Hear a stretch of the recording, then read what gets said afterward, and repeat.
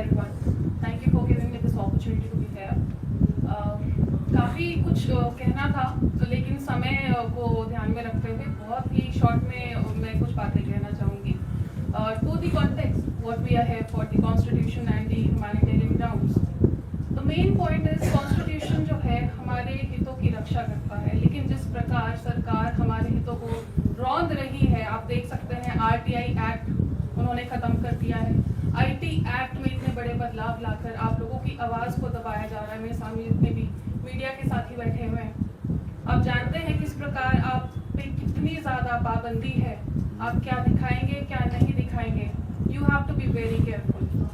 तो कुछ ऐसी बातें हैं जो मैं इसमें ऐड करना चाहूँगी.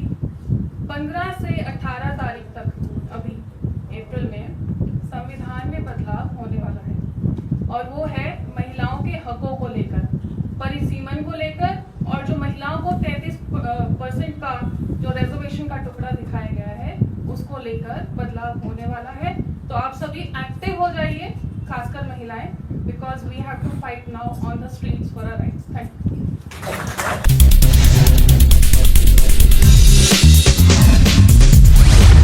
बहुत बहुत स्वागत है मैम आपका. आज जो यहाँ पर टॉपिक रखा गया, मुद्दा रखा गया, वो अम्बेडकर मेमोरियल लेक्चर के रूप में रखा गया. आपने उसमें महिलाओं के लिए बहुत सारी अच्छी चीज़ें रखी हैं मंच पर. क्या कुछ कहना चाहेंगे?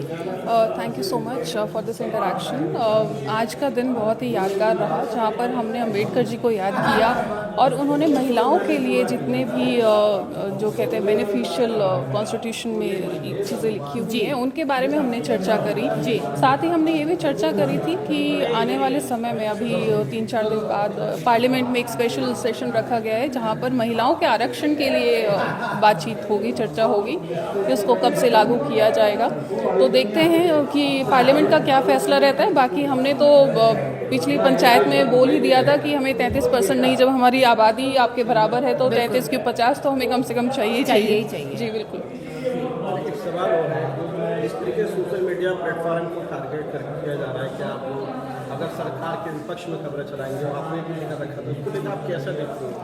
जी देखिए, जो ऑफ लेट हमने सरकार का रवैया देखा है मीडिया जर्नलिस्ट के लिए, एंड मुकेश मोहन सबसे बड़ा एक इंसिडेंट है जो हाईलाइट भी हो रहा है, वायरल भी हो रहा है, जिन्होंने सिर्फ एक मैगजीन को कोट करते हुए एक न्यूज़ को रीशेयर किया था और उस पर 50 करोड़ का डेफेमेशन केस डाला गया है, जो बिल्कुल असंवैधानिक है और अनकॉन्स्टिट्यूशनल है. इस तरह का कोई भी कार्य सरकार को नहीं करना चाहिए, क्योंकि constitution protects our right of freedom of speech. तो ये क्लियरली उसका वायलेशन है जो खुद सरकार कर रही है. जिनको प्रोटेक्ट करना चाहिए कॉन्स्टिट्यूशन को और ज़्यादा मजबूत बनाना चाहिए, वो खुद उसको वायलेट कर रहे हैं. और पत्रकार खासकर, अभी मैं एक स्टडी भी कर रही थी कि जब से ये सरकार आई है तब से 28 पत्रकारों की जान जा चुकी है या उनकी हत्या हो चुकी है. वो सारे के सारे पत्रकार एनवायरनमेंट प्रोटेक्शन को लेकर लगातार कवरेज कर रहे थे. बहुत ही दुखद स्थिति है हमारे देश के लिए. जिस तरीके से चौथा स्तंभ है और काम की सिर्फ ये स्वतंत्र बोलना जी, तभी भी जो मजदूर की आवाज़ है उसको शासन प्रशासन सत्ता तक पहुँचाना, और सत्ता ही फिर उसको निगेटिव देखे या उसको दबाने का प्रयास कराए, तो कैसा देखते हैं आने वाला वक्त कैसा होगा? आने वाला समय मुझे ऐसा दिख रहा है कि हर व्यक्ति सड़क पे लड़ाई लड़ेगा. सबको अपना घर छोड़कर, अपना कंफर्ट जोन छोड़कर सड़क पे लड़ना ही पड़ेगा. हर वर्ग प्रताड़ित है, चाहे महिलाओं के साथ तो आप देख ही सकते हैं किस तरह के अत्याचार हो रहे हैं लगातार. जितनी देर हम इस मीटिंग में बैठे थे, मेरे माइंड में सिर्फ एक ही बात चल रही थी कि शाम तक और कितने बलात्कार की न्यूज़ आएंगी, जिसमें छोटी छोटी बच्चियां भी शामिल होंगी. 8 महीने की बच्ची से लेकर 3 साल की बच्ची, जो अभी न्यूज़ आ रही हैं, रोंगटे खड़े हो जाते हैं सुनते हुए कि किस प्रकार सरकार कितनी असंवेदनशील है महिलाओं को लेकर, पत्रकारों को लेकर, जो कवरेज करते हैं, जो हमारी आवाज़, आम जनता की आवाज़ सरकार तक या इंटरनेशनल प्लेटफॉर्म्स तक भी पहुंचाते हैं, नेशनल लेवल पर उसका कवरेज करते हैं. सेफ्टी सिक्योरिटी जो डिबेट में इन चीज़ों को, बातों को रखते हैं, उनकी कोई भी सेफ्टी सिक्योरिटी, उनका इंश्योरेंस, उनकी फैमिली का. मेरा अगला मुद्दा यही रहेगा कि जितने भी पत्रकार हैं उनको शहीदों का दर्जा दिया जाना चाहिए. अगर वो किसी भी इस तरह से बिल्कुल सस्पिशियस हालत में अगर वो मारे जाते हैं तो उनको शहीदों का दर्जा देना चाहिए. आखिरी सवाल जी. आज दिल्ली के अंदर क्राइम नाबालिगों का जो क्राइम हो रहा है या नाबालिग क्राइम हो रहा है, आप कैसा देखते हैं? मैं इसमें इतनी गहरी सांस इसलिए ले रही हूँ, मैं कल YouTube पे कुछ न्यूज़ स्क्रॉल कर रही थी। उस समय मैंने कुछ ऐसा देखा कि YouTube एक ऐसा प्लेटफॉर्म है जो हर बच्चे के रीच में भी है, जहाँ पर वो किड वीडियोस देखते हैं, कार्टून्स देखते हैं। स्क्रॉल करते हुए इतनी गंदी वीडियो मैंने देखी एक महिला की, मतलब आप, मुझे नहीं पता ये सरकार आंख मूंदे बैठी है जानबूझकर या दरअसल ये इन लोगों को बिल्कुल ज्ञान ही नहीं है कि सरकार को देश कैसे चलाना चाहिए, बच्चों को कैसे प्रोटेक्ट करना चाहिए।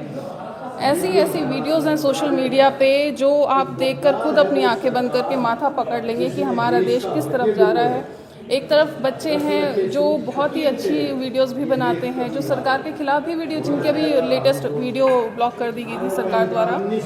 एक तरफ वो बच्चे हैं और एक तरफ ऐसे बच्चे हैं जो सेक्सुअल एक्ट्स कर रहे हैं, सोशल मीडिया पे वीडियो बना के डाल रहे हैं। मैंने 3-4 वीडियोस ऐसी देखी है और मैं बिल्कुल निशब्द हूँ कि हमारे देश का भविष्य, छोटे छोटे बच्चे जुवेनाइल्स रेप कर रहे हैं, मिनिमम एज 12 साल, 13 साल, 11 साल लड़कों की जो रेप कर रहे हैं अपने साथ में, अपने फैमिली के अंदर उनकी बहन सुरक्षित नहीं। आपने एक न्यूज़ देखी होगी कि 9 साल की बच्ची प्रेग्नेंट है और उसका पिता उसी का भाई है। तो कैसे हो गया, उनको कैसे पता है? हमें तो नहीं पता होता था जब हम छोटे थे, हमें तो स्कूल कॉलेज के बाद ही ये सब चीज़ें पता लगी। हाँ जी। लेकिन एक्सपोजर इतना ज़्यादा बढ़ चुका है बच्चों का, भविष्य बहुत खतरनाक है बच्चों के लिए। बहुत शुक्रिया मैम। Thank you.